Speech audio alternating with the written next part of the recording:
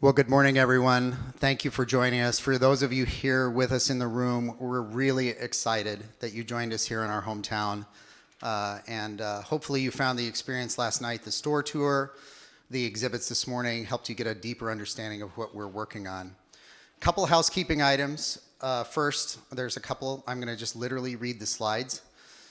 First of all, any forward-looking statements that we make this morning are subject to risks and uncertainties, the most important of which are described in our SEC filings. Second, in today's remarks, we refer to non-GAAP financial measures, including adjusted earnings per share. Reconciliations of all non-GAAP measures to the most directly comparable GAAP measure are included in our financial press releases and SEC filings, which are posted on our investor relations website. So finally, something new this year, for those of you on the webcast, you can submit questions. I'm happy to say we are already getting questions, so please submit those. The team will get those questions to us, and we will take some of those during the Q&A session after the speeches. So with that, we can get started with Brian.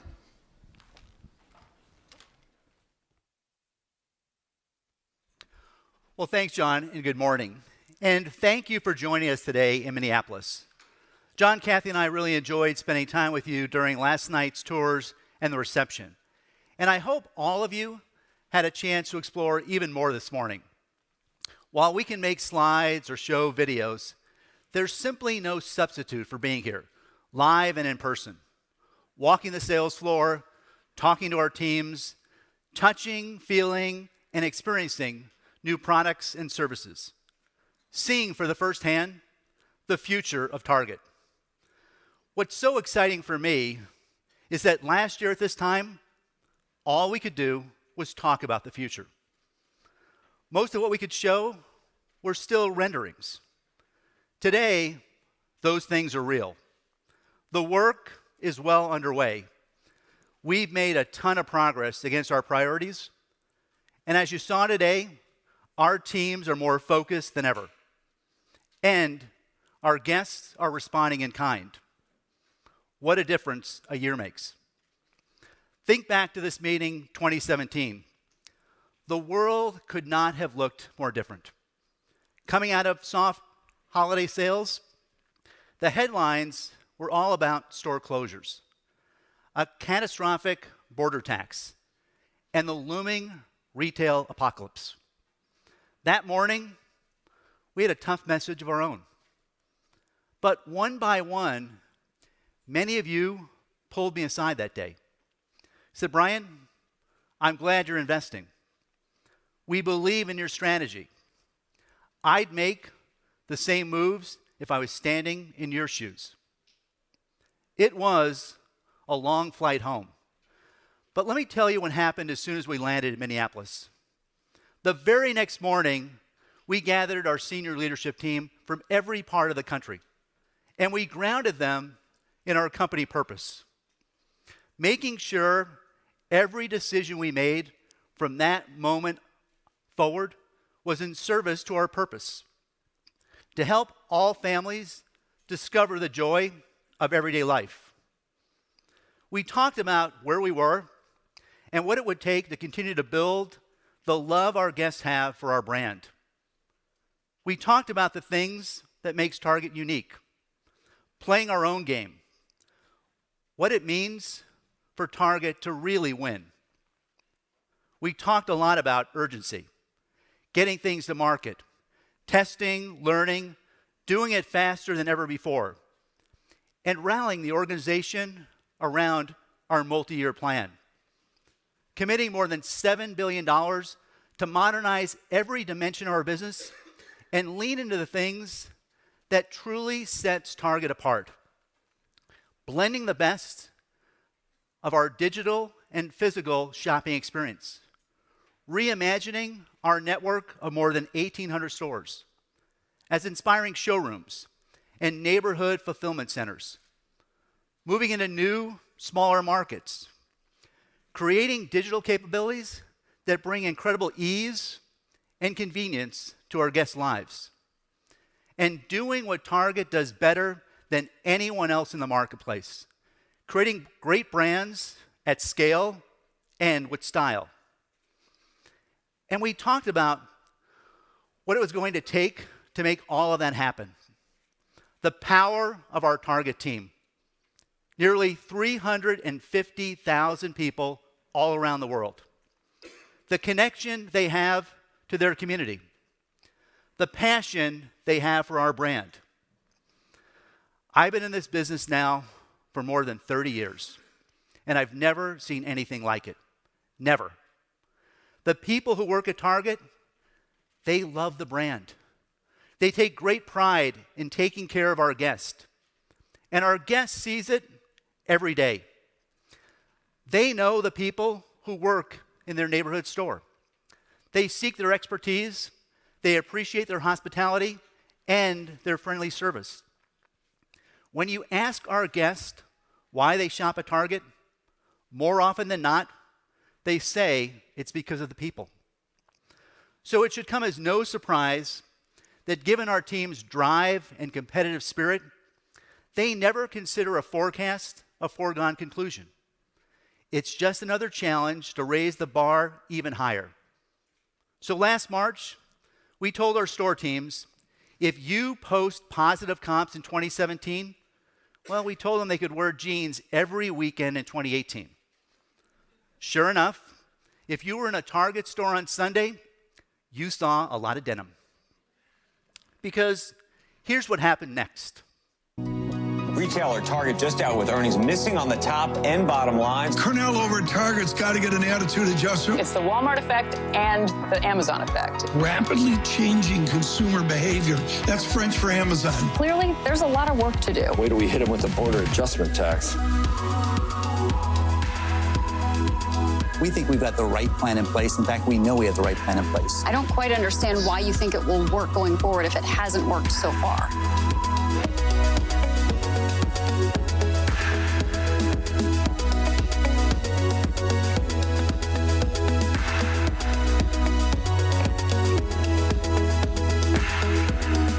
When you walk in and you see your line at Target, what do you think your reaction's going to be? It's gonna be like, ah! We're really excited about the partnership with Target. It brings our products into over 1,200 locations.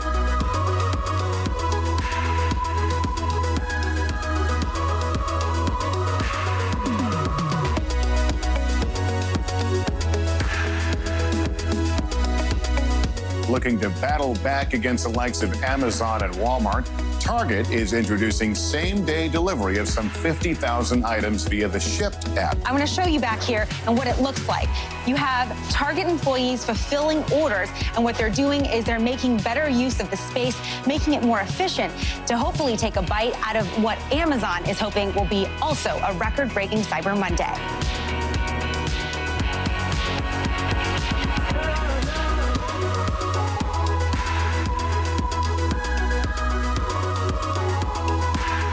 They're raising the minimum hourly wage to $11. And by the year 2020, vowing to have it be $15. What the company is saying is that prices are actually going to go down. CEO Brian Cornell basically said that he's really pleased with what he's seen so far and that, quote, the strategy is driving results. Our traffic is up, our sales are improving.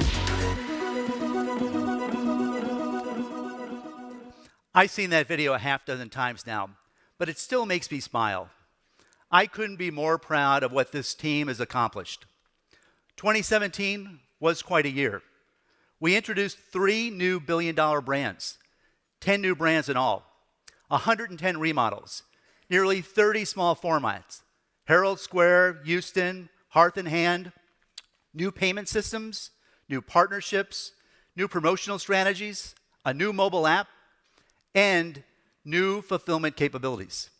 Next day, same day, pickup, drive up, and of course, tens of thousands of new personal shoppers delivering Target products from Shipt. Early this morning, we reported our fourth quarter and 2017 year-end results. And you don't have to get too far into the numbers to see that our strategy is working. Guests like what we're doing. The investments we're making are taking root and they're driving results. Here are just some of the highlights. Strong Q4 traffic, not just in digital, but importantly in our stores, which led to a 3.6% comp increase. We saw that growth come across our business as we gained market share in all 5 core merchandising categories. This was the 4th year in a row that digital grew by more than 25%. But it was our coast-to-coast network of neighborhood stores that enabled that growth, as our stores fulfilled more than half of our total digital volume. Given the strong sales performance and the benefits from the recent change to the tax code, we finished the 4th quarter with adjusted EPS of $1.37 and $4.71 for the full year. But what's most encouraging to me is that we can't hang these results on any one single aspect of our strategy. Rather, it's the sum of the parts. Everything working together and everything working that carried the day. While we're obviously pleased with the results, there's no time for a victory lap. Because you know, and I know, we still have a lot of work left to do.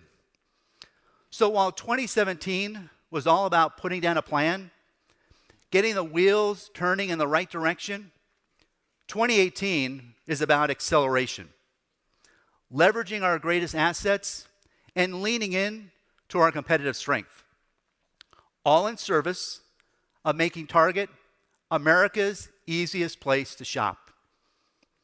So, as many of you experienced this morning, newness and innovation are essential elements of our strategy. Our teams are exploring retail applications for just about every buzzword you can imagine: AI, CGI, machine learning. And while we're looking for future opportunities to build adjacent businesses and disruptive technology, the vast majority of our team's time and talent is aimed at our core and advancing our investments around several key strategic categories. Creating a more inspiring and connected shopping experience. Reimagining our supply chain and fulfillment capabilities by positioning our stores at the heart of our network. Continuing to reinvent our own brand portfolio. And investing in what is by far our most valuable asset: our team. These are the choices we're making to ensure Target continues to stand out from the pack and further distinguish our brand in the minds of the guest. And today, I'm happy to report we're either on pace or ahead of schedule in delivering what we laid out 1 year ago. And it's all because of our people. They are, in every sense, our greatest point of difference. And that's true across every corner of our organization. Consider for a moment what it takes to bring a shirt to market. The buyers, textile designers, sourcing managers, fabric engineers, all the planners, the pricing analysts, the marketers, the packaging experts, the global trade managers, and those visual merchandisers. Every one of those jobs is held by a Target team member. The talent and expertise you see at every single node in that global value chain gives us an unrivaled competitive advantage. That's what's equally important, is the fact that for that shirt, when it reaches the store, well, our team members who greet our guests and help them find what they're looking for, that's why we're investing in training and teaching. Not only to sell the shirt, but to sell the whole outfit. We're also providing new tools to manage tasks more efficiently, so we have more time for personalized service. And we're creating new pathways for advancement, developing new skills, and leaning into how to manage, motivate, and lead others. During the past year, we've made great strides in changing our service model and added payroll in areas where our guest expects a more human touch. And of course, I'm really proud of the leadership position we took in October, raising our starting wage to $11 and committing to $15 an hour by 2020. I will tell you that within days of that announcement, applications for seasonal positions spiked by more than 30%. And we had a much stronger pool of talent to hire from. But the benefits of that investment go much further than just the short-term seasonal boost. Our leadership position on wage establishes Target as an employer of choice and will drive preference for years to come. And now you're seeing a number of employers inside and outside of retail follow our lead. And today, I'm happy to announce we will raise our starting wage again to $12, starting with current team members this spring. So when we talk about elevating the shopping experience, the work is all about connecting physical and digital and empowering our people to bring it all to life. Despite all the changes across the consumer landscape, one thing remains absolutely true. Our guests love to shop. Our team is laser focused on creating the kinds of experiences that are worth a trip or an extra click. And you saw that firsthand last night. The before and after images of our downtown store, well, they tell the whole story. It's not just about better and more modern design. It's about creating experiences based on how we want our guests to feel when they shop. It's about being welcoming. So in beauty, this means making sure our guests see themselves in the product and the marketing, asking for what we can do to encourage them to explore even more. We want them to feel inspired. So in apparel, it's not just presentation. It's about helpful service. Across the entire experience, we also want to make sure we continue to make it really, really easy. And by no means will that experience look the same from store to store. Each day today, 42,000 people walk past our Herald Square store during that evening commute. Not one of them wants to walk out with a 50-inch flat screen TV in one hand and try to hail a cab in the other. Every design decision, every merchandising choice has to be made with the guest experience being top of mind. Now, if you haven't been to our Next Generation store in Houston, I can assure you it is worth the trip. You've often heard me talk about the power of and. Our new store in Houston is really the physical manifestation of that phrase. It was designed for ease and inspiration, style and essentials, mass and specialty.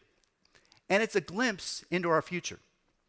Not because we plan to open dozens of new stores just like it, but because we're picking and choosing elements from that prototype to create customized concepts for every store we remodel. Last year, we committed to remodeling 600 stores over 3 years. And now we're going to raise the bar. In 2017, we delivered 110. This year, we'll triple that pace and do 325 more. We'll keep going at that rate, completing over 1,000 remodels by 2020. We'll also open up more small format stores in prime urban markets, including 3 more tomorrow. And when we put it together, the aggregate investment we're making in key markets like Chicago, LA, and right here in Minneapolis will exceed several $100 million across each one of those communities. We're also investing to bring the best of digital into our physical experience. Consider this stat during the holidays. Our stores fulfill more than 2/3 of our digital orders. So now, if I'm sitting at my desk and I order something from Target.com, but I pick it up on my way home, does it make sense to call it a digital transaction? If I buy a patio set with my phone while I'm sitting on the store display model, is that a digital sale? Our finance folks would say yes. I can tell you, our guests could care less. And our technology teams, they're working hard to create new tools to completely erase that line altogether. For example, we folded our popular Cartwheel app into our flagship app to simplify the experience. And we introduced Wallet, so our guests can find deals and pay more easily and faster than ever before. On Target.com, we added a 360-degree digital shopping experience. We're investing in augmented reality. We're elevating our storytelling around key brands and key life moments. And we're finding new ways to extend our assortment and better leverage our platform. So not only are we creating better showrooms out of our stores, we're also using these buildings in a profoundly different way. They should be hubs for commerce and community. And given the fact that we're nearly 10 miles from every doorstep in America, we see a huge advantage in leveraging that proximity. We just needed to realign our network. So a few years ago, we started shipping digital orders from our back rooms. We started small, and we worked out the kinks. We focused on getting orders to our guests with greater efficiency, reducing inventory across our network, and dramatically accelerating delivery times. But that was just the start. In August, we acquired Grand Junction, a technology platform that enables us to connect third-party carriers and provide same-day delivery service. In October, here in Minneapolis, we piloted Drive Up. Pull up, pop your trunk. We're out with your order in less than 2 minutes, rain or shine. Then in December, we announced the acquisition of Shipt, a technology platform which is allowing us to provide tens of thousands of personal shoppers and closes that last mile delivery gap from days to minutes. I can tell you, I've spent time with the Shipt team, talking to their network of shoppers. What really stands out for me is the people, the personal relationships they build with their customers. Think about people who love Target shopping, who are out there shopping for Target lovers. It's a great combination. And John's going to share a lot more details about where we're headed.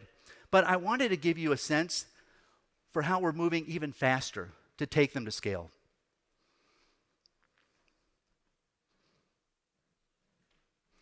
Today, we're announcing how we're going to expand our same-day delivery service from Manhattan to all 5 boroughs and several other big city markets.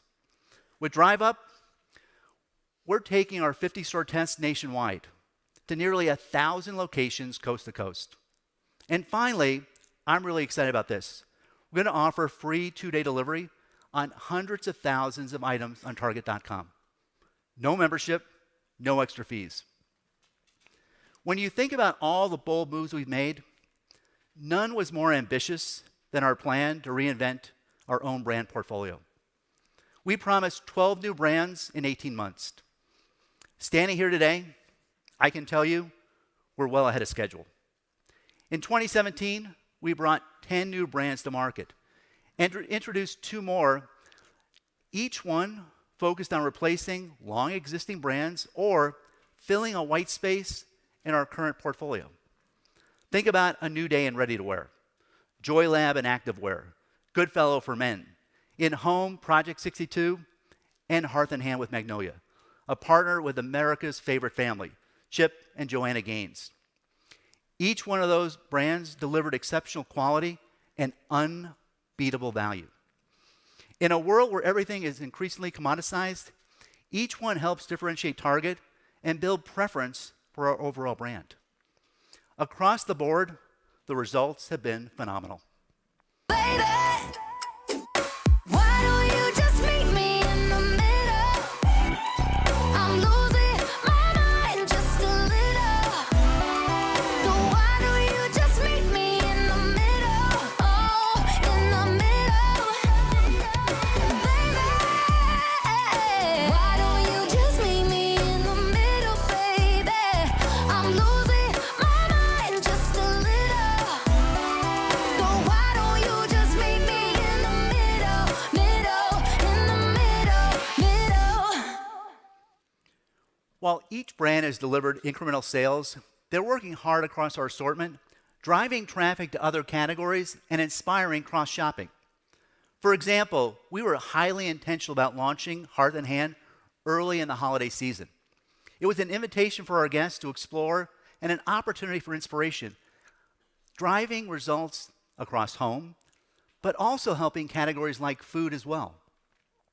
And while our design and marketing teams would tell you we set an incredible pace in 2017, we're only going to move faster and faster in the months to come.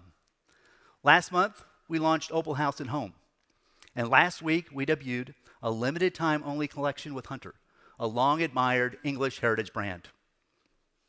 So before I turn it over to John and Kathy, I want to finish up where I started. 2017 was a big year for Target. We laid out an ambitious agenda, blending digital and physical, creating new experiences, reimagining our network of stores as hubs for commerce and community, expanding into new markets, and reinventing our brands. We made bold investments, more than 100 remodels, dozens of new formats, key acquisitions, blockbuster brands, industry-leading investments in our team. And our team delivered. We're headed into 2018 with a road that couldn't be more clear. Our strategy is working. Our guests are responding, and we're accelerating the pace, pushing even harder, moving faster than ever before.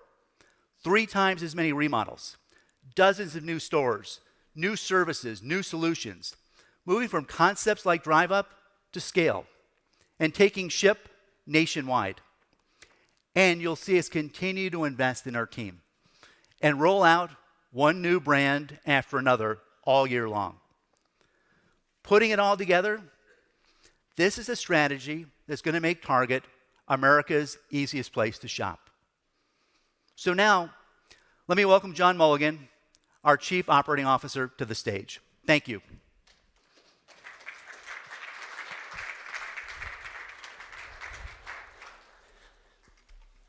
Good morning, everyone. You just heard from Brian that the Target team delivered on the commitments we made last year, and then some. From standing up new stores to remodeling existing ones, rolling out new fulfillment options, and expanding capabilities to get products to our guests even faster. We're changing our operations to use our stores in new ways, while we continue to offer an exceptional in-store experience. And it's all made possible by the teams that bring those buildings to life.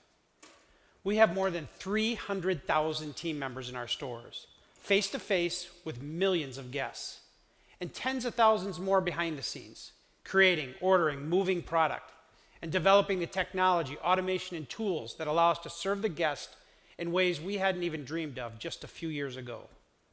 They're the experts, the inventors, and the personalities behind every guest experience, and the reason we've made meaningful progress toward putting our strategies in motion. Just about everything our team has done and continues to do is in service of supporting our stores as hubs. Hubs that offer a great shopping experience, support our communities, and fulfill digital orders. They're at the center of how we're welcoming and inspiring guests, and how we're making it really easy for them to shop at Target. So here's a question I get all the time. In today's digital world, why invest in stores? And for us, the business case is simple. When a digital order comes in, we basically have 2 choices. Fulfill it from one of a few fulfillment centers across the country, or ship it out the back of a local store. We're fortunate to have more than 1,800 stores in really great locations, prime real estate just down the street from our guests. So we can deliver it faster, nearly 2 days faster, than if we'd sent it from a regional fulfillment center. Plus, the inventory is already there because our stores feature a curated assortment we know our guests want. Naturally, it's the same merchandise they buy most often online. And when one store is out of an item, we have other stores nearby that can help fill the order. Even more, our store's flexibility to ramp up when things get busy is incredibly powerful. This past Cyber Monday, our stores shipped millions of orders out their back doors. Without that capacity, we would have needed twice as many fulfillment centers as we have today. And when peak was over, the stores ramped right back down. So we avoid spending all that capital on new facilities we'd really only need a few weeks out of the year. Now that's all great, but here's the real kicker, and probably the thing you all care about most. Shipping from a store is the best way to lower the total cost of digital fulfillment. We hear a lot about optimizing picking and packing, which can help make fulfilling an online order more efficient. But step back and look at the total cost of fulfillment. There are fixed and variable costs required to run and staff the fulfillment center. But no question, shipping is by far the largest chunk. Going after the variable costs, while really important, only get you so far. To lower the total cost, you can't ignore the big dog. Shipping from a local store optimizes the most dominant standalone cost by dollars per order. And because we haven't sunk capital into a massive fulfillment center, our overhead and other fixed costs essentially go away. You've all seen our strong digital growth, and we expect that to continue. So at some point, we'll need to build more upstream facilities just to manage volume. But we're not there yet. Using our stores to fulfill millions of orders lets us delay those investments or avoid some of them altogether. And because our stores are the fastest and most efficient fulfillment method, they'll continue to be our preferred shipping point in the long run. Bottom line, shipping from our stores moves product faster, and we do it at a significantly lower cost. I'm confident none of you need a spreadsheet to see that that's a really good thing. For a company like us with well-located assets already in place across the country, this strategy makes complete sense. But the entire supply chain operation has to support it. With everything we're asking a store to do, they need more product than ever before. We're replenishing the shelves and fulfilling digital orders, all in one building from the same pool of inventory. So product has to come fast and often. But there's already so much happening in a store. So the trick is to send them only the right amount of product at the right time and quickly. You all know our team has been building an entirely new operating model for our supply chain. Last year, I told you about our plans to become more flexible in how we move product. The goal is to be able to move inventory in any quantity, whether that's cases, pallets, or individual units, so we can replenish only what we sold. That might mean sending a truck with bottles of shampoo next to cases of ketchup and pallets of water. We send the store precisely what it needs to restock the shelf. It keeps product from clogging up the back room and makes it easier for our teams to manage the inventory. It's a model we've been testing with a distribution center in the Northeast, and it's working. The stores supported by that DC have reduced their backroom inventory by more than a third and cut out of stocks to half of what we see across the rest of the chain. Of course, we did all that with an entirely new facility, and we're expanding that operation to support more stores in the Northeast. But we're also testing how to work to retrofit our existing network. And by the fourth quarter, multiple DCs will begin the journey to evolve to this model. To do it, we're scaling some of the most promising robotic solutions we've tested in the past year. That automation makes it possible for us to sort and move huge volumes of single units without putting an unsustainable burden on our DC teams or the stores. With less inventory in the back of the store, we can dedicate more room to digital fulfillment. This past holiday season, we tested a new design of the back room, complete with more pack stations and dedicated space to sort orders for delivery, and capacity shot up. It was incredible. As orders came pouring in on Cyber Monday, the teams were picking, packing, and sorting boxes, just like a fulfillment center. And with an enhanced layout and process, they did up to 6 times the volume of the year before. Best of all, guests got their packages faster. Nearly every order that came into those stores that day was picked, packed, and ready to ship in 24 hours. This year, to keep up with digital demand that continues to far outpace the industry, we're introducing this new backroom design to more than 150 stores, and we're re-engineering the operation in more than 1,000 others. With this additional capacity, our stores plan to ship nearly double the number of packages for Cyber Monday 2018 compared to last year. That's good news because, as I said earlier, shipping more orders from our stores reduces our costs while allowing us to move faster. And speed is the part our guests will notice. With the changes we've been making across our operation these past few years, the average delivery time for an order was nearing 2 days.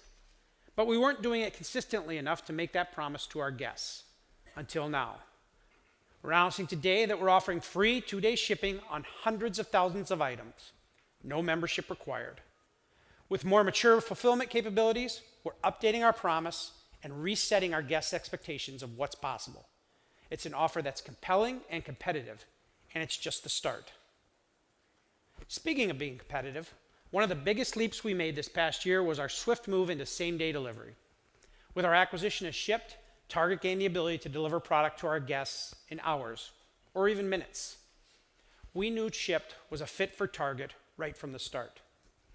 Here's a startup delivery company that's gone from one market in Alabama to more than 70 markets in just 3 years. So the operation is strong and proven to scale. It's a company built on speed, but focused on service, which means working with Shipt, we could jump years ahead in our fulfillment plans without sacrificing the guest experience, staying true to how we've grown for more than 50 years. Take a look.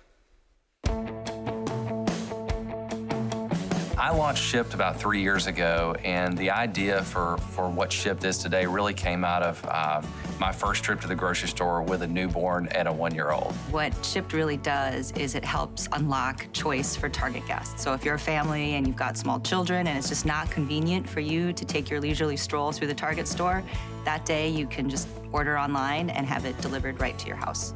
One of the remarkable things about Shipt is their focus on the guest experience. Everything they do is focused on how do they ensure that the guest keeps coming back and placing more orders. It's very similar to our approach to our own guest. Our big differentiator all along has been this really great community of shoppers that we've been able to build and maintain as we grow. When I go to shop for a member, I try to do it as if I was shopping for myself. So if I go to get 5 apples, I'm going to make sure they're not bruised. I'm going to make sure that they look like the best apples of the bunch. We actually try to match the same member and the same shopper together as often as possible.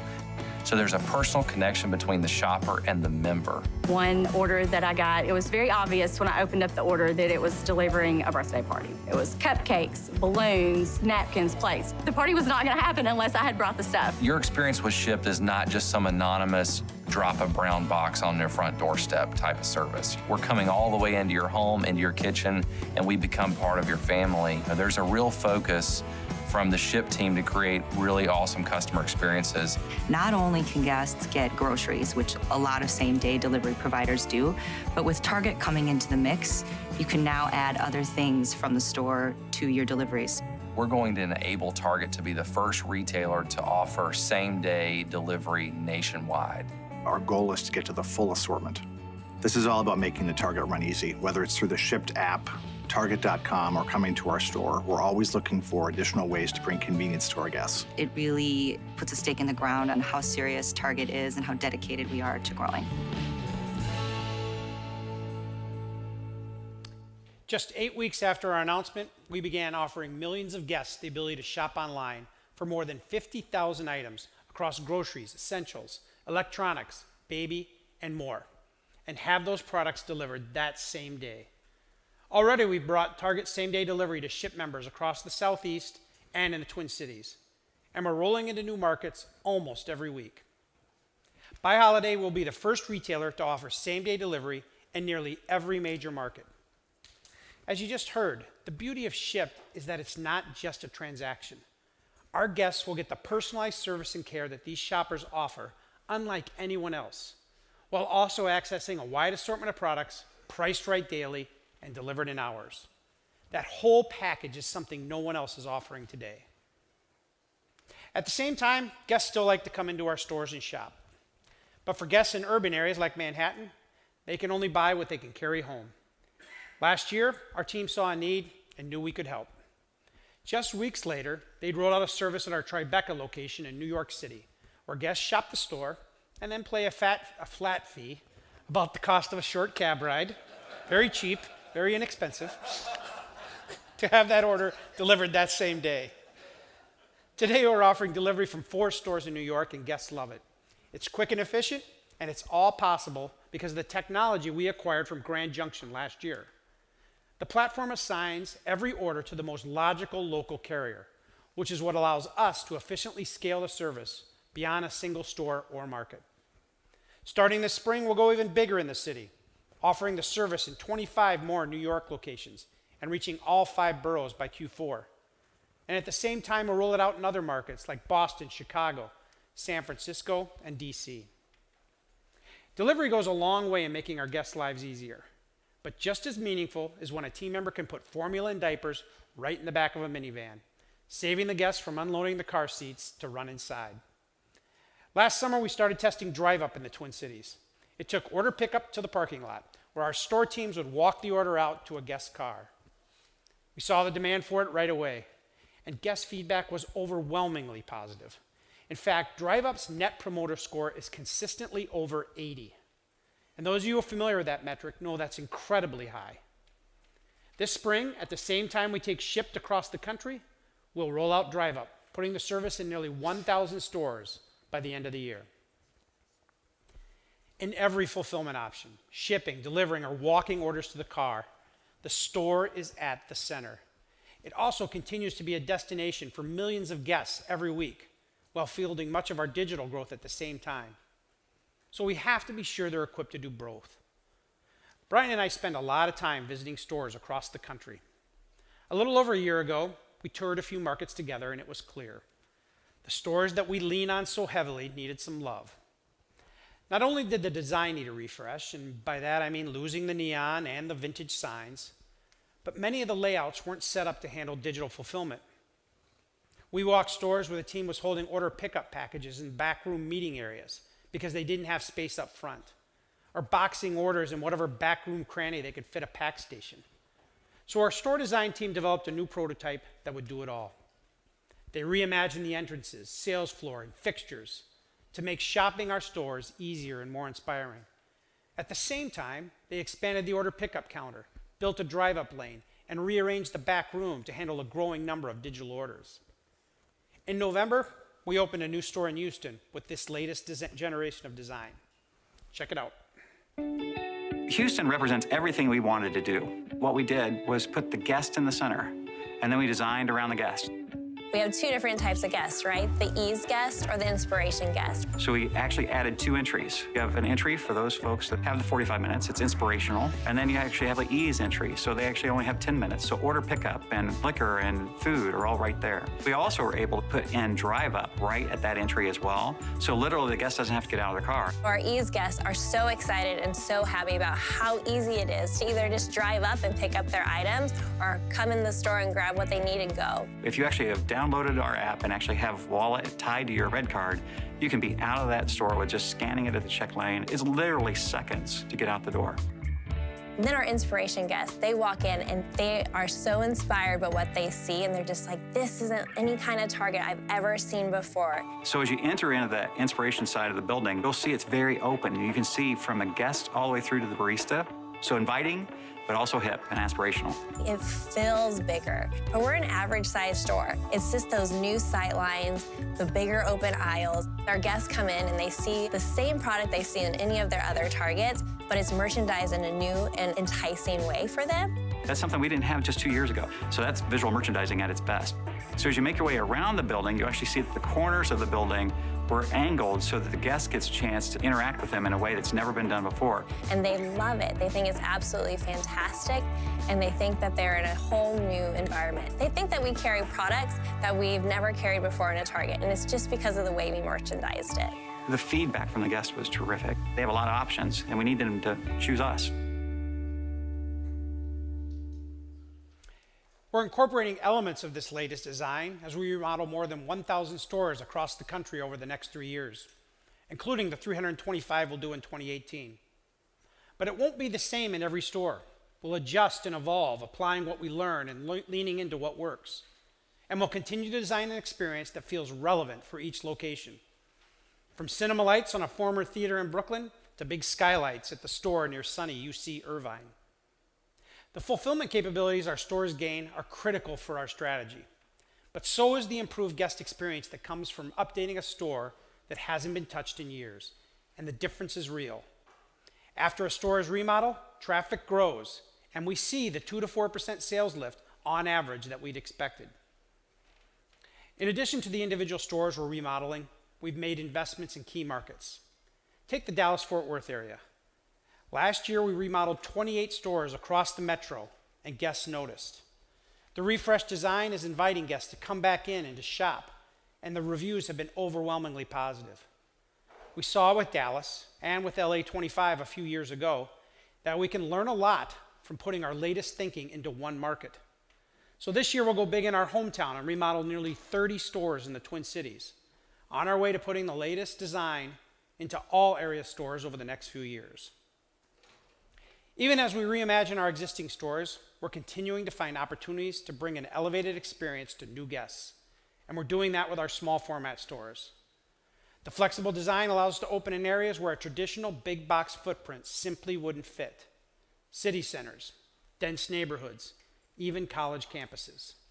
They bring us into new markets like Vermont, which will officially put us in all 50 states, and closer to new guests, like students at the University of Cincinnati and Penn State. Part of joining a new community is being a good neighbor. So our teams go deep into those neighborhoods to really know those guests and tailor the experience to what they need. It's a capability we've built and refined over time. You can see that most easily with our assortment. Now, of course, we've got portable electronics and mac and cheese in our campus stores. But we also get specific to a neighborhood, even within the same city. Chicago is a great example. The assortment in our Lakeview Ashland store is focused on baby and kids products because that's what those guests buy most. While just 7 blocks away, Lakeview Belmont over-indexes on top-selling categories like home decor and liquor. Last year, we opened nearly 30 small format stores, doubling the number we'd opened up to that point. This year, we'll add another 30. In fact, we're opening a few of them tomorrow in DC, Boston, and Chicago. And we'll do another 30 in 2019, putting us on pace to operate more than 130 small formats by the end of next year, so we can meet the needs of even more guests across the country. Now, all that said, it's the team inside those buildings that make us Target. And our teams work hard to deliver for our guests and serve our communities every single day. So we're continuing to invest in them. You heard our announcement of increasing our minimum wage to $12 an hour this year, on our way to $15 an hour by 2020. And while pay is important, our investment goes deeper than that. We're also giving our team opportunities to develop and use new skills that offer outstanding guest service while also building the basket. Gone are the days when a team member shows up on Monday to work on apparel and Wednesday to work in electronics. Instead, we're placing people based on their interests and their background and providing data and paid training to help them truly be specialists in their areas. In fact, we've committed hundreds of thousands of payroll hours for training that helps them succeed in their jobs, but also in their careers. At the same time, we're giving them tools to better serve the in-store guests. Last year, we launched an application on the team member device that allowed them to order something for a guest if the item they wanted wasn't in their store.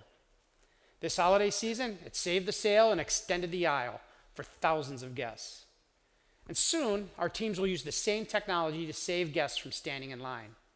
When the check lanes are full, our team can use the devices to give us more capacity at point of sale.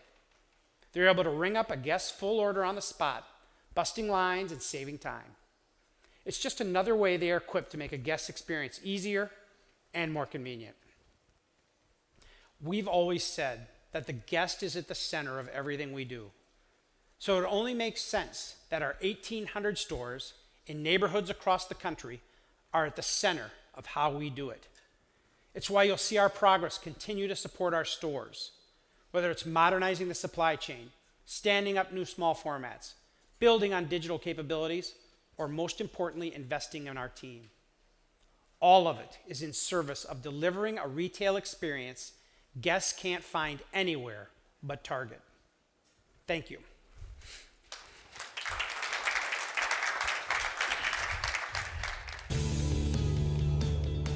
It looks like CEO Brian Cornell's turnaround plan of low prices is taking shape right now, at least, and investors rewarding those shares. Target has evolved into a very good omni-channel retailer. The retail sector has been taking it on the chin recently for disappointing earnings. Target, though, proving to be the exception this morning.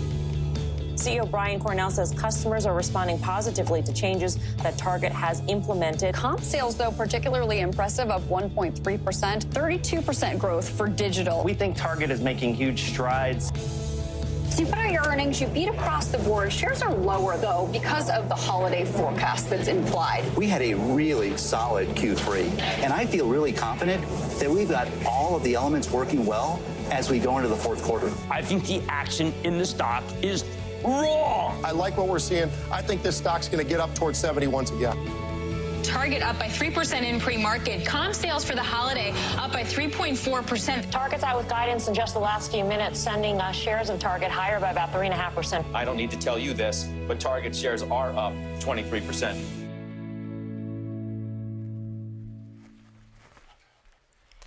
Wow. Like Brian said, what a difference a year makes. Coming out of this meeting a year ago, we were really confident that we were on the right path. Even so, we knew we'd be a show-me story for a while. We need to begin putting some points on the board to show that our strategy was working. And now that started to happen. But let me be clear, I know for some of you, we still remain a show-me story. And we remain confident in our path. But I think we'd all agree we're in a much different place today. Last year was the beginning of a multi-year effort to position our business for long-term profitable growth. It was an investment year as we ramped up our capital spending and devoted a portion of our operating income to reposition Target in this new era of retail. Looking back, I'm happy to say that we made all of those investments and more. And with those investments, our business performed far ahead of our expectations, both on the top lines and the bottom lines.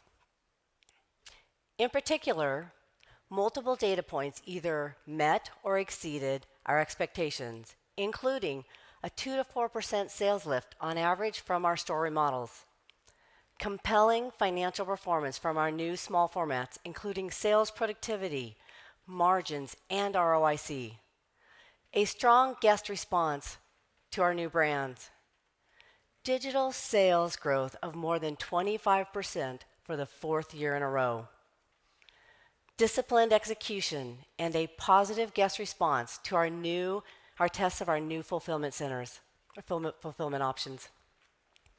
And following our investments in being priced right daily, our guests noticed with our sales at everyday low prices, we're up more than $4 billion compared to 2016. And finally, the most important metric, guest traffic. It accelerated as the year progressed. Last year, we said that 2018 would be a transition year, and that view is still appropriate today.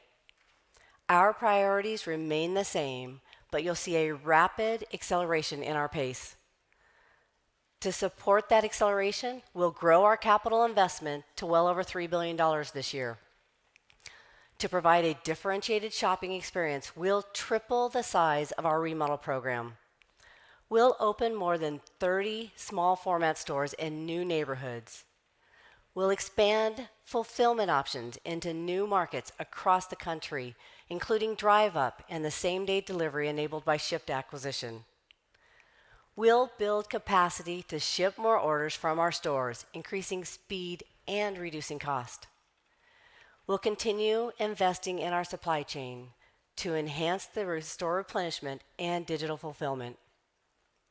We'll differentiate with more exclusive brands combined with our curated assortment of national brands.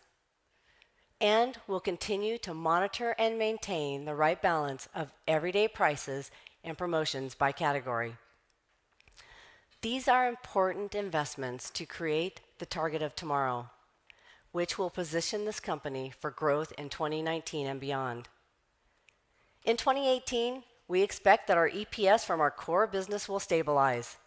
This reflects several profit headwinds, including accelerated depreciation resulting from our remodel program, continued cost pressure from the rapid rollout of our new fulfillment options, ongoing wage investments in the face of a tight labor market across the country, and the impact of last year's price and value investments, which will annualize throughout 2018. However, unlike last year, we'll expect these pressures will be mostly offset by multiple tailwinds in our business, including the mixed benefit of continued strength in our high-margin categories, lower unit costs for digital fulfillment driven by our supply chain, modest expense leverage from a low single-digit increase in comparable sales, and of course, continued cost control across every aspect of our business. And finally, beyond operating income, we expect to benefit from the continued focus on disciplined capital deployment through lower interest expense and modest EPS leverage from share repurchase. This highlights one of the most important aspects of our business, its ability to generate cash year after year. Look at 2017. Even with an operating margin decline driven by our investments, we generated almost $7 billion of cash from operations. That is $1.5 billion more than 2016, nearly a 30% increase, despite the massive changes happening in our industry. So, even without tax reform, we would have entered 2018 in a really strong position. Now, let me pause for a moment and talk about tax reform. As a domestic retailer, we have long had one of the highest effective tax rates around, well over 30% in recent years. So, we are certainly encouraged that tax reform has put our company, our industry, on a more level playing field and made the United States more competitive globally. But the question we've heard a lot since tax reform was passed, what are you going to do with the benefits? And when you think about that question, it's important to realize we didn't wait for tax reform to make big investments in our business and our team because we were confident they were the right long-term choices. Think back to our second quarter conference call in August when we first announced we planned to invest more than $3 billion in our business in 2018. And then, a month later, when we took decisive action in support of our single most important differentiator, our team. We announced higher investments in hours, training to better equip our team to provide an outstanding guest experience. And to support our team members, we announced we would raise Target's national minimum wage to $11 an hour as part of a plan to reach $15 by the end of 2020. And again today, we've made another step forward with the announcement of our national starting wage is moving to $12. Beyond investments in our team, we're accelerating our capital investments as well. Today, we're raising our CapEx guidance to a range around $3.5 billion in 2018, reflecting the incremental investments in both our stores and our supply chain in support of the priorities I outlined earlier. So for us, the answer to the question, what are you going to do in light of tax reform, is simple. We're investing in our business and our team to support Target's long-term sustainable growth using the same approach we always have. Now, you've heard us say it so many times. We first look to invest in projects that promise to generate long-term value. Then we want to support our dividend to extend our record of annual increases. And finally, we look to return any excess cash beyond those first two priorities within the limits of our middle A credit rating. So with that, let's cover a few details underlying our financial expectations for 2018, and then we'll talk about the first quarter. Back in January, we outlined our expectations for a low single-digit increase in comparable sales this year and a full-year adjusted EPS of $5.15 to $5.45. And today, those expectations remain the same. Among the drivers, we expect our operating margin rate will be down about 20 basis points this year, reflecting the net impact of the headwinds and the tailwinds I outlined earlier. Across the lines of the P&L, we're expecting relatively small changes in gross margin and SG&A in 2018, which together should net to approximately zero. So in essence, this year's expected decline in our operating margin rate will be driven entirely by a $175 million increase in depreciation and amortization. One note, this expected increase is smaller than I outlined in our last conference call. Since then, we have continued to to refine our outlook and expect less year-over-year D&A pressure in the year as it goes on, specifically in the third and fourth quarters. Beyond operating metrics, we expect our interest expense to decrease about $60 million this year, reflecting last year's debt retirement and refinancing activities conducted by our Treasury team. And finally, we expect our consolidated tax rate to be in the low to mid 20% range, lower than in recent history in light of tax reform. Now I'll turn briefly to our expectations for the first quarter. On the top line, we're planning for a low single-digit increase in our first quarter comparable sales. We're expecting a moderate increase in our first quarter gross margin rate, which will be more than offset by an increase in our SG&A expense rate. And we're expecting an increase in our first quarter D&A expense of about $80 million, consistent with the outlook I provided on our last conference call. Altogether, this adds up to a decline in our operating margin rate of 60 to 80 basis points in the first quarter. Combined with a reduction in our interest expense of about $20 million and the benefit of the lower tax rate, we're expecting first quarter adjusted EPS to be $1.25 to $1.45. One final note on our guidance. As you began seeing in our results last year, our new stores are starting to have a meaningful impact on our total sales growth. As a result, in 2018, for both the first quarter and the full year, we expect that our new stores will add approximately 50 basis points to our total sales growth. So now I want to step back and talk a minute about how our financial model is changing. While we're not going to provide long-term guidance today, we can offer a strategic view. With the changes we're making to our business model, we expect our financial model to evolve as well. Like the past, we'll continue to focus on growing traffic, sales, and profits enabled by our strategic investments we've highlighted today. And our stores will be right at the center of that growth, providing an outstanding shopping experience along with fast and efficient digital fulfillment in support of a rapidly growing suite of convenient options. By placing our stores at the center, we expect our business will generate somewhat higher asset turns and somewhat lower operating margins than we've seen historically. This evolution will support continued outstanding after-tax returns on invested capital, something that's been a strength of this company for a very long time. In fact, if you think back in our history, this isn't the first time our business model and financial model have changed in service of an evolving consumer. Remember, our company began over 100 years ago as a traditional department store. It had a business model that generated higher margin rates and lower asset turns compared with Target stores. Yet, even as we completely transformed our business model from department stores to Target stores, our company has generated strong returns on capital for decades.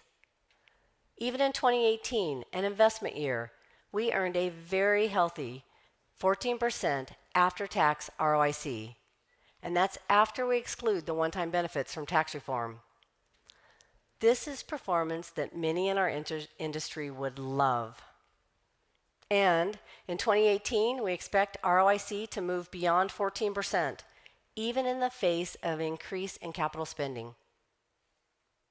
As we look past 2018, we don't believe that margin rates are going to unsustainably low levels. And we can clearly see a path to evolve our financial model and reward investors by delivering growth and attractive returns consistent with the long-term record of this great company. We know we serve as stewards of a company that will have a very long history. And I can assure you that this leadership team is all in sustaining that great legacy we've inherited.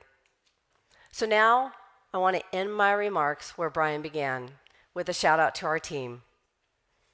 As soon as I came to Target, I quickly realized how special this team really is.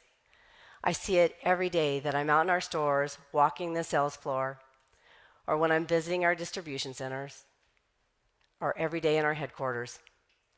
No matter where they are or what they do, when you spend time with our team, you feel firsthand the pride they have in our company, our brand, and the role Target serves in every community we are in. They share a common purpose to bring joy to our guests' lives, and they project an infectious sense of optimism. They see clearly that Target will succeed if we focus on the long term and make the right choices for our business, for our team, for our guests, and our shareholders. So while there's no question that times were tough a year ago, our team's passion and energy never faded. Our team embraced the challenge to move faster and think bigger and begin moving Target from a show-me story to a long-term success story again. So I want to say thank you to the entire Target team for everything you do. It's a privilege to work with you as we write this new chapter in our history. So now I'm going to turn it back over to Brian for a brief wrap-up, and then we'll move to questions. Thank you.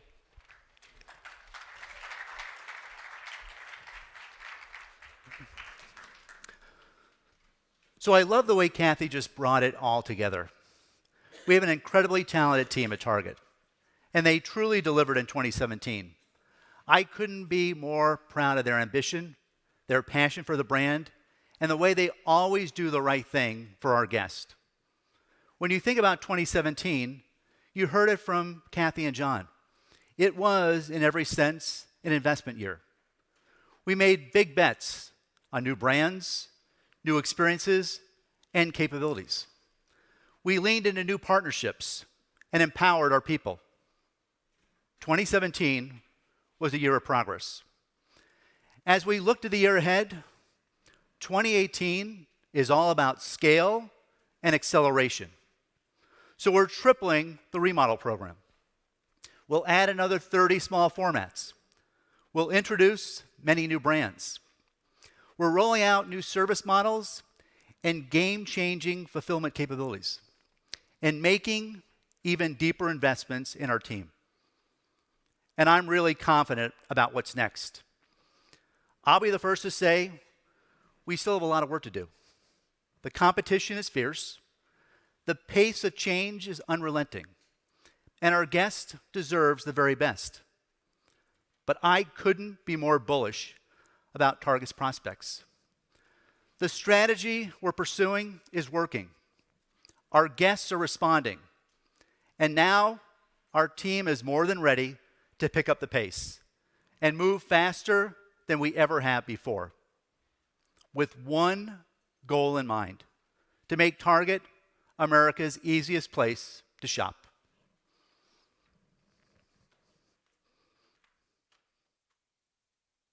Hi, my name is Liza Koshy. I'm addicted to Target.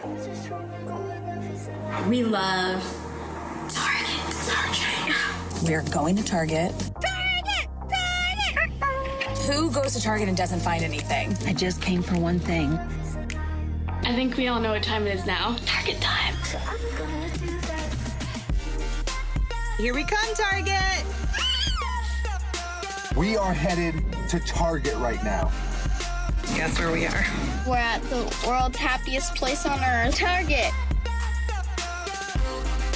It's beautiful in there. It's like, Just wanna go where love is alive, love is alive, love is alive. Just wanna go where love is alive, love is alive, love is alive. Everybody loves Target. I just want you to know I appreciate you.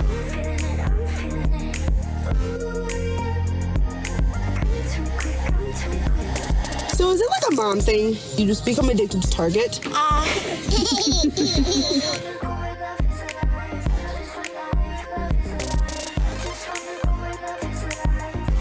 We look amazing.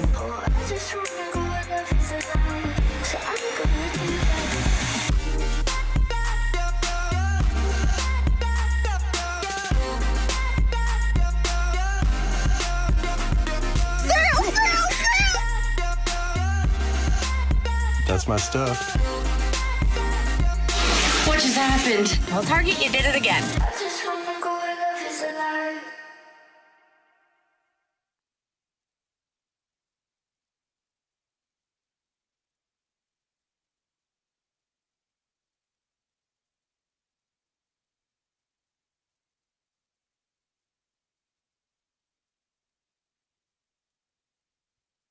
All right, so I'm going to ask John and Kathy to join us on stage so we can answer some of your questions.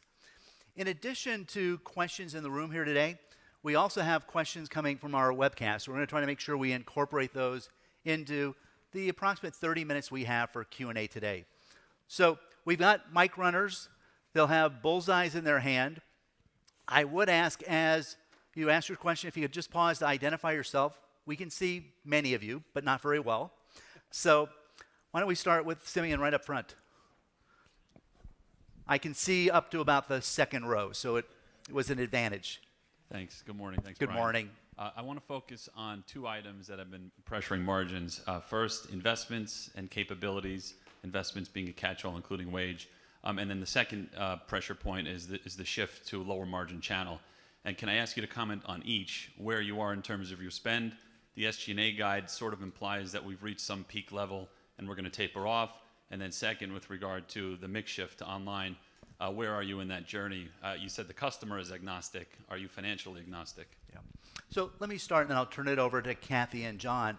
But I think as we outlined today, we've made significant investments in the last year in our team, in new capabilities, in new brands. You're going to see that stabilize as we go into 2018.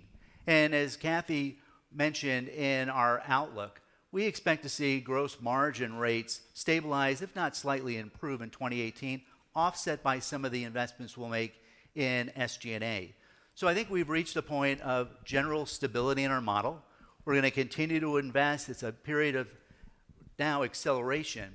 But we've spent a lot of time over the last 3 years testing and validating our investments, making sure they're the right thing for our guests, the right thing for our shareholders. They were going to be sustainable, and they were also going to provide the right return on invested capital. And I think you saw that today in our outlook. So again, we've got a lot of work to do in 2018. It is a year of acceleration, but we're accelerating based on the validation that we saw in 2018 and the confidence that we're going to continue to drive great returns. The only thing I would add, Simeon, is kind of longer term, that perspective of as our business model is evolving, using the stores at the center of that strategy, we do expect that you'll see continued really terrific ROIC or after-tax ROIC.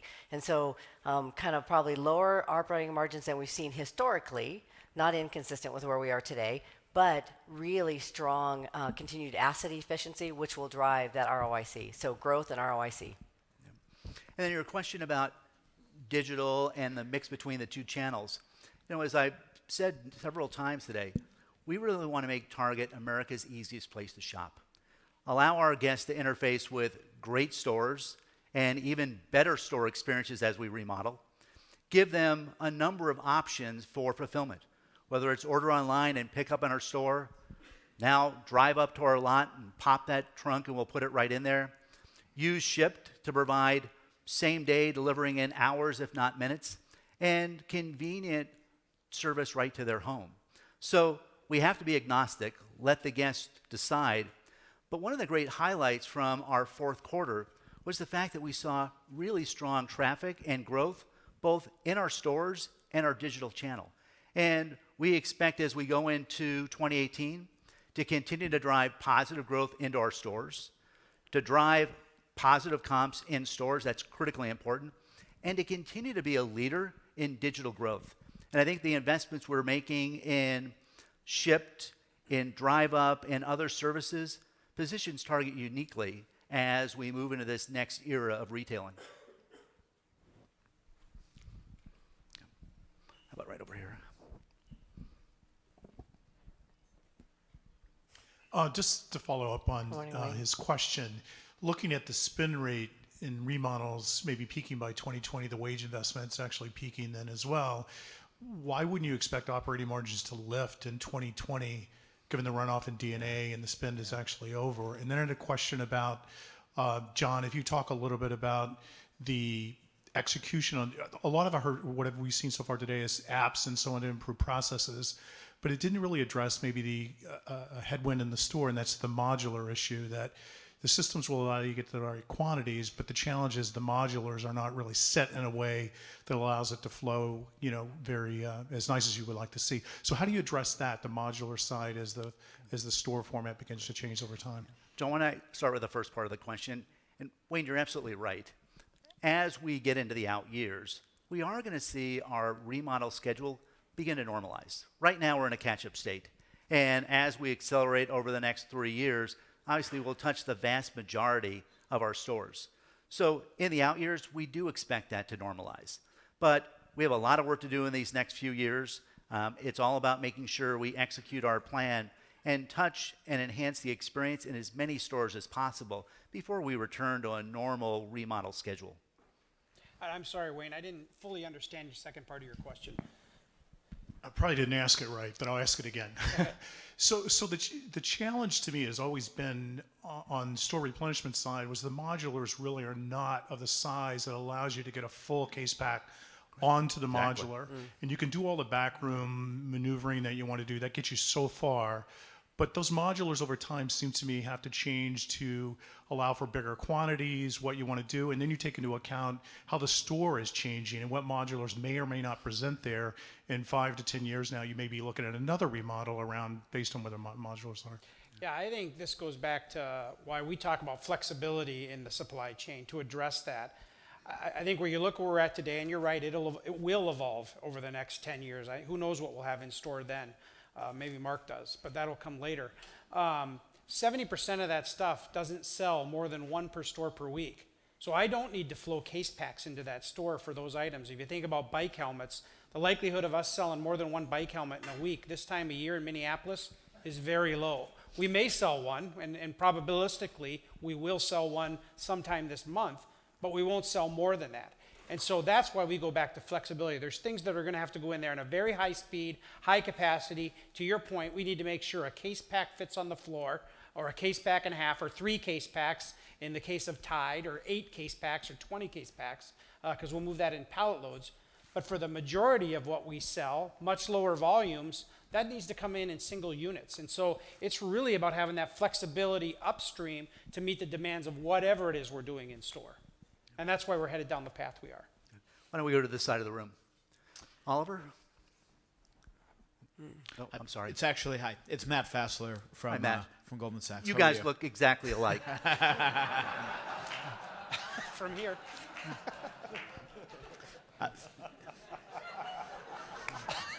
Thanks a lot for your remarks today so far. I've got a question.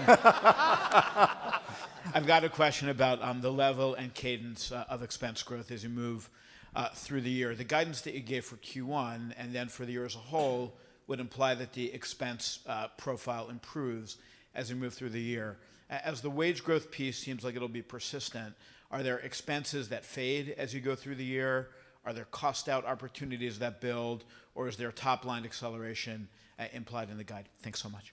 Yeah, it's a little bit of, I talked about all of the tailwinds, and it is a little bit of all of those things. So we'll see some leverage because of the continued comp sales increase.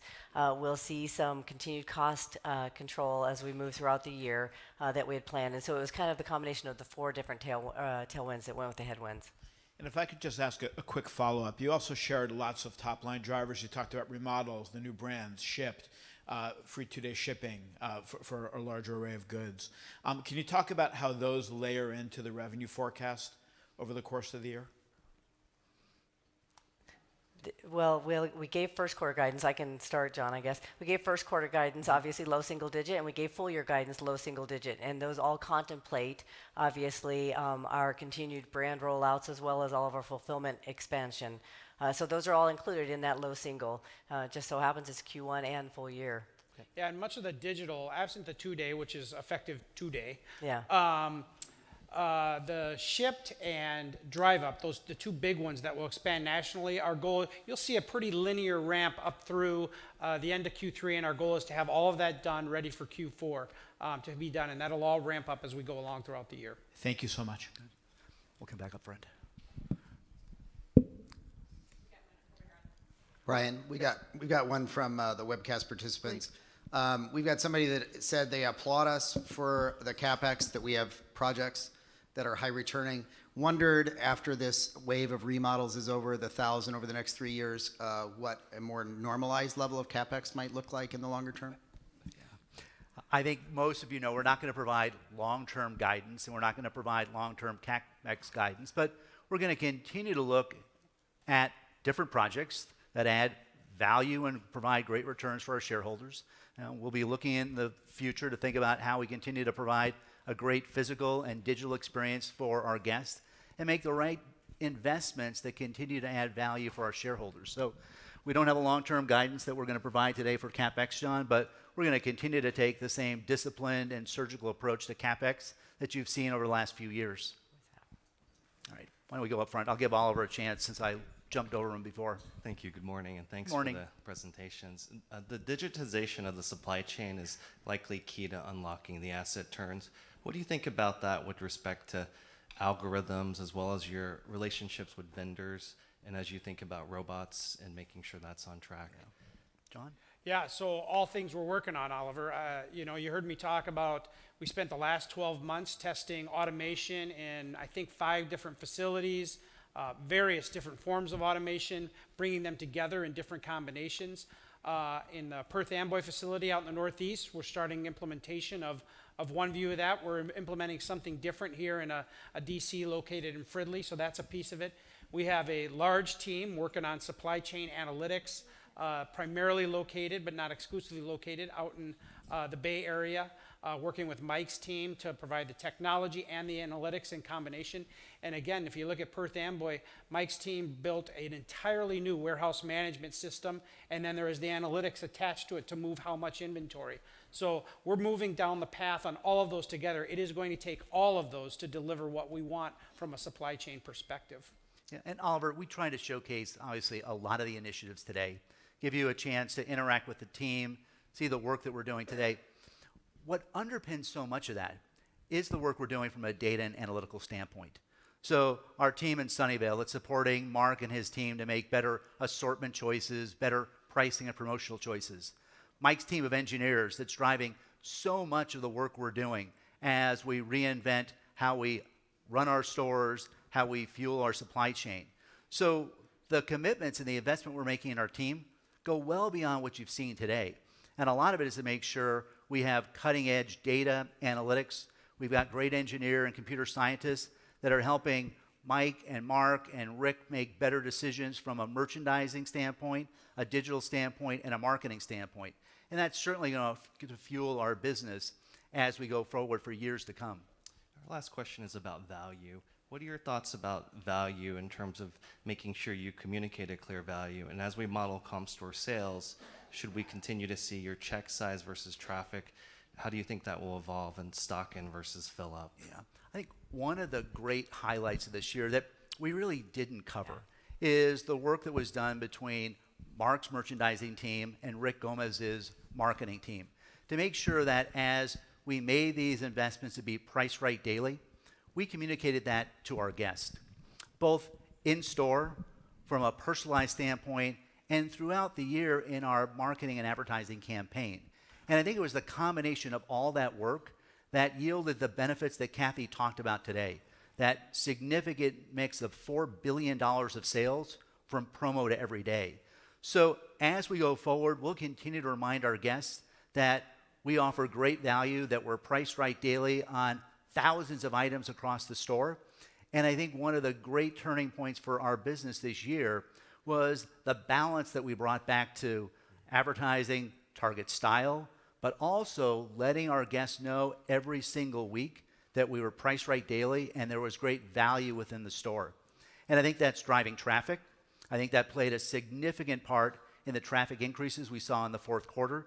That's driving basket.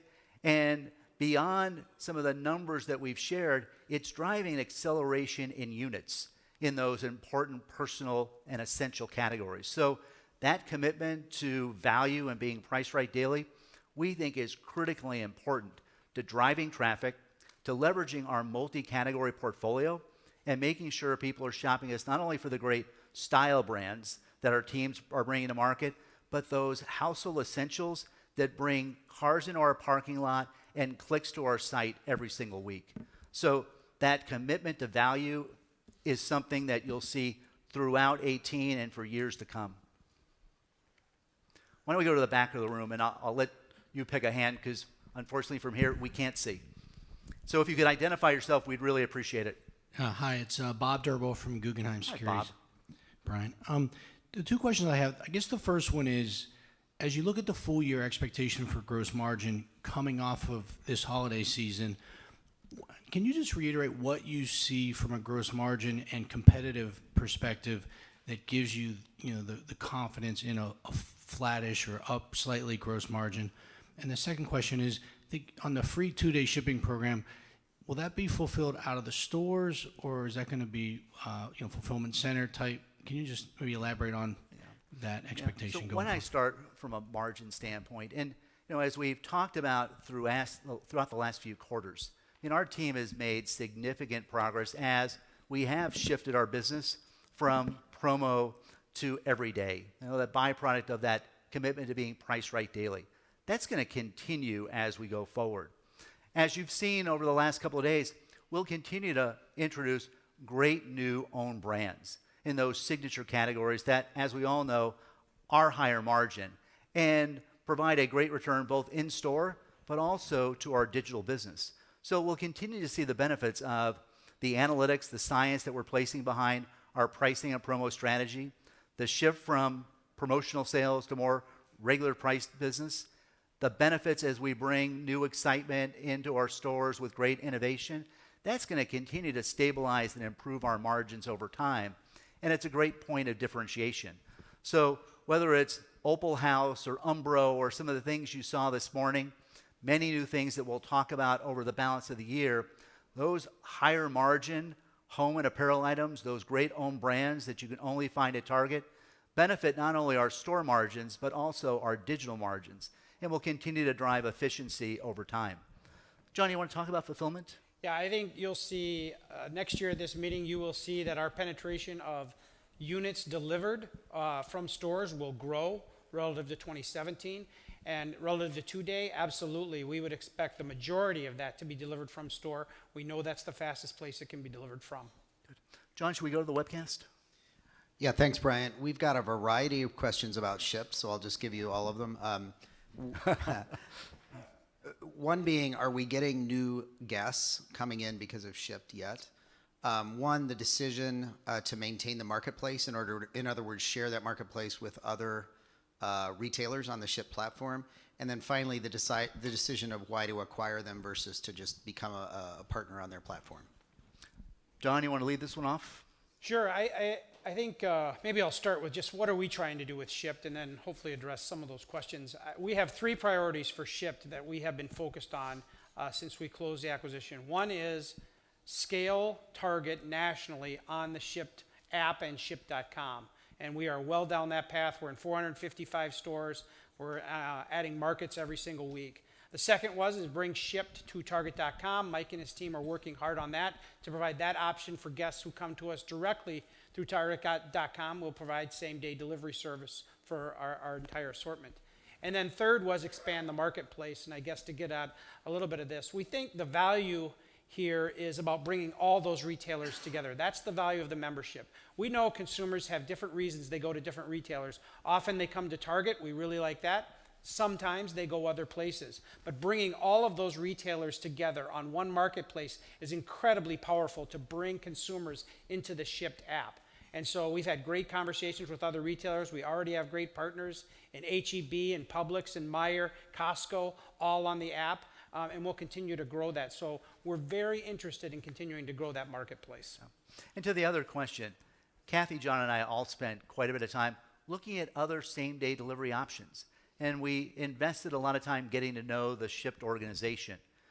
We were attracted to Shipt and decided to take an ownership position because of that personal connection we saw with their member.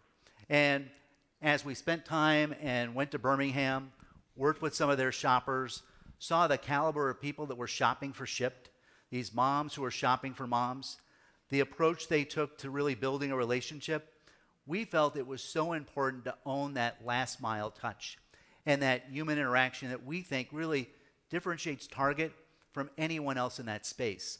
So we certainly had options to partner with other last mile delivery companies, but we thought Shipt had a very different approach. It wasn't just a transaction, it was building a relationship. And we thought owning that human touch was very consistent with what we think is our greatest asset, and that's our people that make such a difference as we talk to guests and they describe why do they shop at Target. As I said earlier today, most of the time the answer is pretty simple. It's because of our team.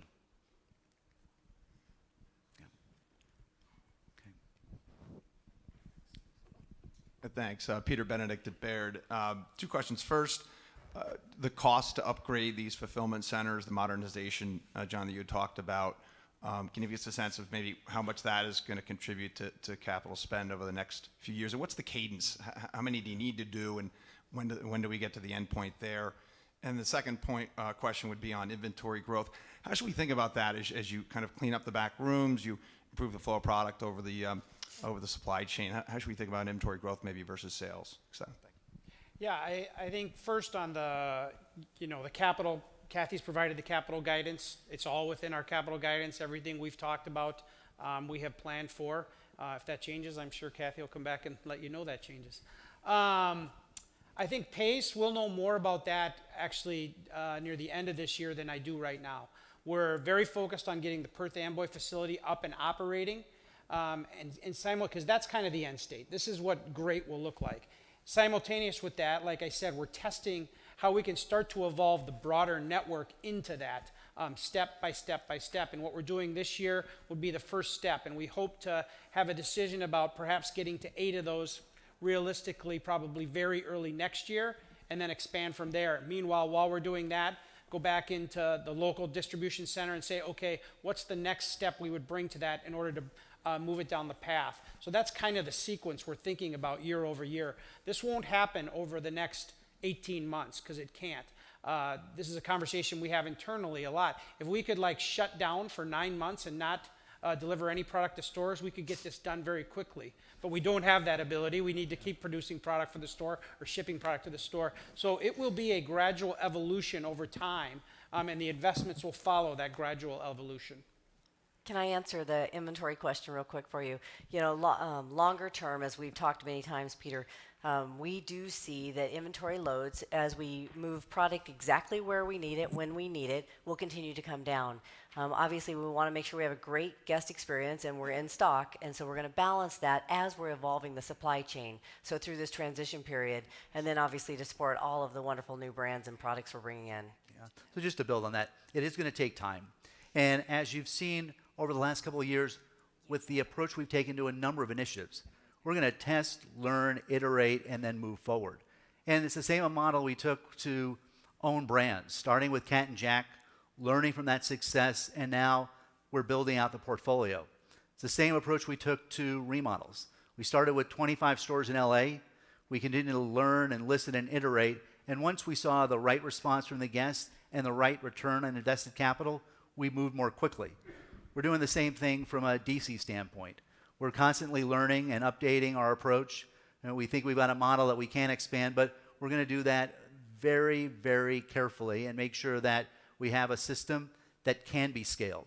And when we get there, to Wayne's question, we will see better units of measure flow into the stores, which will naturally improve inventory levels and working capital. But this is one that's going to take time. To John's point, we are not shutting down our system for 9 months. It's going to be a multi-year journey, but we're going to make sure that we do it right and we get the right returns and continue to provide the right experience for our guests. What a question up front here.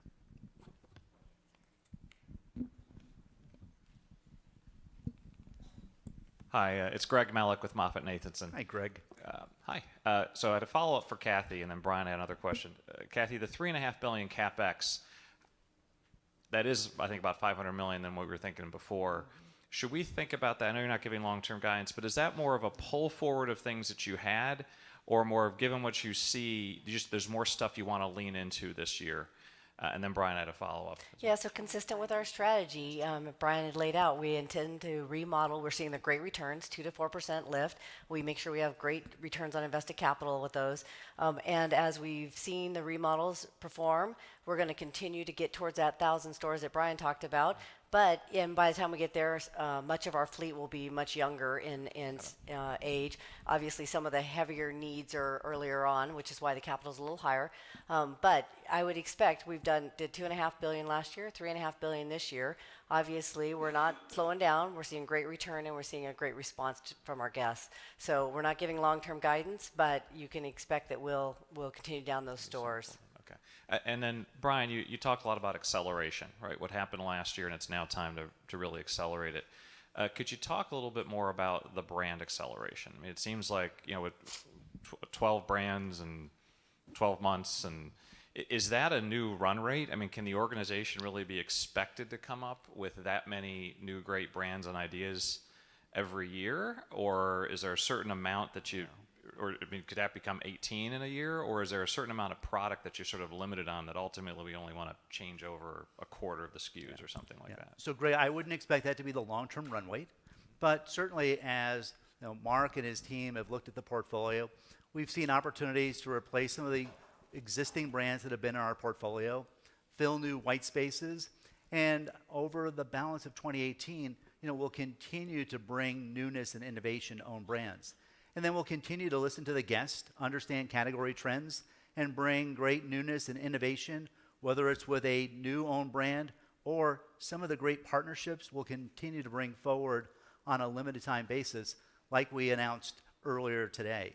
So I wouldn't expect that to be the run rate, right, for Mark and his team, but we see significant opportunities to continue to strengthen our own brand portfolio in 2018, and we'll look for further opportunities in the years to come.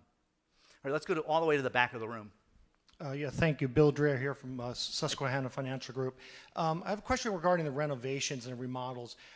How do you prioritize the renovations and remodels? Are you working with the stores that have the greatest opportunity, the oldest stores, or how do you work on that? And then how much of the new store remodel program can be brought in? Not 100% of all the new modules can be brought in. Should we be expecting a similar 70-80% of the modules brought in, and how does that roll out? Good. John, you want to talk about the remodel strategy? Yeah, so it's a little bit of everything you said, actually, when we're choosing the stores. We have a model that helps us generate age, condition, when's the last time. Part of it that comes into it is how hard is this store shopped, how high volume is it, what is the average basket, so do they get shopped really hard day in and day out? And then to your point, where can we have the biggest impact? Where can we go in and say, look, these 10 stores or dozen stores, we know that they're in need of it and we will have a big impact. So we go through a process, the team recommends those. They have conversations with the senior store leaders as well to get their local viewpoint about what's going on in that marketplace. Has somebody opened up 6 grocery stores around us or whatever it is and say, hey, this is one where we could really use the help competitively. So there's multiple pieces we come together with. The team distills that down and then we come to a consensus about this is the list we're going to go after for this year. As you can imagine, when you're doing 100, that's a lot more difficult than when you're doing 325. The list gets a lot more easy and a lot less contentious. So it's a great process. The team is already working on 2019 and actually thinking about 2020. So that all happens much further in advance. To your question about what gets put into the remodel, our goal is always to put in as many elements as we can in any individual store. The calibration, though, is we want to make sure that store can afford to have that much investment. And so lower volume stores get less. And the great thing is, and I've seen this happen multiple times, when we say, hey, here's where we're going to draw the line on lower volume stores, Brian challenges the team, go figure out a way to get these 2 more elements into that store. They go back, they value engineer, they find ways to do it more efficiently. Certainly as we do more scale, that brings efficiency to it. And so we've found ways to move some of the elements we really like, even into those low volume remodels. So I've gotten the note to say it's time to wrap up this session. But before we close out, I do want to thank you for joining us in Minneapolis this week. We spent a lot of time debating where to hold this meeting and really thought, based on the stage of our journey, it was the right time to have you here. So you could see our new renovated downtown store, spend quality time with our leadership team, This morning, we wanted to give you a sense for all of these initiatives we're working on and how they're going to help us create the Target of the future.